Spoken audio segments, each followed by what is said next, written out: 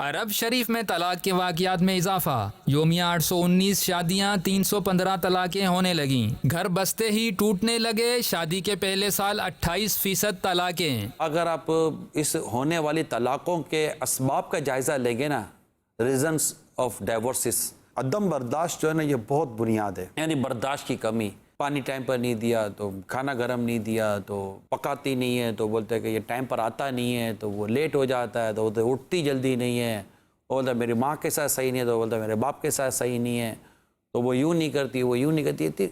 ऐसी चीज़ें कि जिन्हें थोड़ा वक्त देना चाहिए, तरबियत करनी चाहिए। डाइवोर्स, तलाक, ये एग्जिट वे नहीं है, इसको एमरजेंसी एग्जिट वे का नाम दें कि ये हादसाती तौर पर निकलने का रास्ता है। आपका ये जो झगड़ा, ये ना इत्तेफाक, ये दूसरे के साथ उलझना छोटी छोटी बातों पर, ये एक एक बल को खोल रहा है और आखिर में ये जो रिश्ता है ना, ये बस थोड़ा सा मतलब समझे अटका हुआ ही होता है। फिर एक बज़ाहिर होने वाली एक छोटी सी बात रस्सी तोड़ देती है। अब यार इतनी सी बात पर तलाक हो गई, आज बात इतनी सी थी लेकिन पीछे बड़ी बड़ी बातें हो गई थी। या हर छोटी बात पर थोड़ा थोड़ा खुलता गया और आज ये रस्सी टूट गई। शक, वहम, डांटना, झाड़ना, बेइज्जत करना, लिफ्ट ना कराना। शोहर जो तवक्को करता अपनी बीवी के साथ कि उससे बात करे, उससे मुस्कुराए, वक्त और हालात के साथ उसके साथ उसकी ख्वाहिशात के मुताबिक चले, जबकि वो नाफरमानी ना अपने रब की कुछ भी नहीं कर रही और वो भी उसकी कोई इज्जत नहीं कर रहा, उसकी बेइज्जती कर रहा है, तो ऐसे तो बहुत मुश्किल हो जाता। तो वो एक इमरजेंसी एग्जिट है डाइवोर्स, ये याद रखिएगा।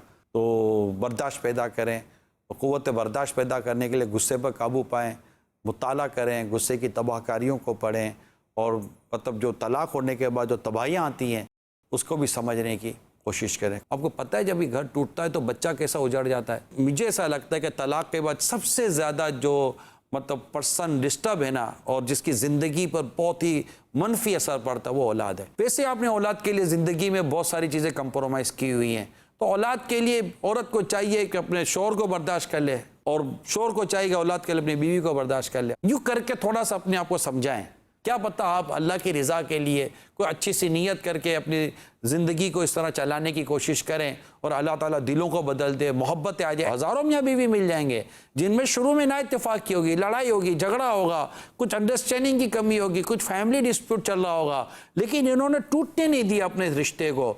टूटने भी वाला होगा तो कोई अल्लाह की रहमत से कोई हमदर्द आ गया होगा और इन्होंने इनको टूटने से बचा लिया होगा और कुछ ही अरसे के बाद अंडरस्टैंडिंग भी डेवलप हो गई होगी और मिजाज भी बन गया होगा, एक दूसरे को कबूल करने वाली तबीयत भी आ गई होगी और अब या तो खुशियों के साथ या फिर कभी खुशी और कभी मतलब के दुख सुख के साथ ही अपना घर चला रहे होंगे। तो मेरी दरख्वास्त ये है कि अपने घर को टूटने से बचाएं और बर्दाश्त पैदा करें। ज़हनी हमांगी अगर नहीं भी बन पाती तो अगर हो सके तो चलाएं घर।